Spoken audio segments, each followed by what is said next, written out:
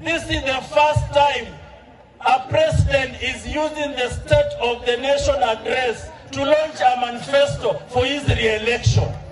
Hijawahi fanyika. A State of the Nation ni kusema yale mambo serikali imetimiza. Huyu jamaa anatumia kikao ya wabunge to launch his campaign, na kuna wabunge hapo ndani wanampigia shangwe.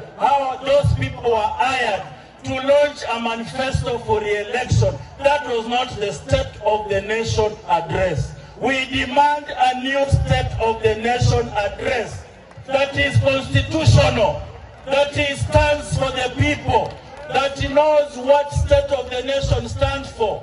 This is the first State of the Nation in the history of mankind to be used to launch a manifesto for the re-election of a failed president. Huyu jamaa aende asiende. Aende asiende.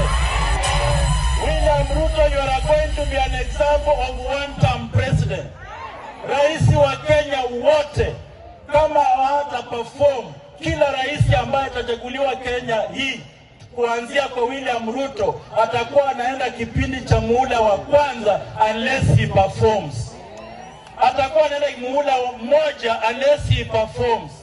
You are going to be the example of first-term president from now onward. William Ruto aende asiende.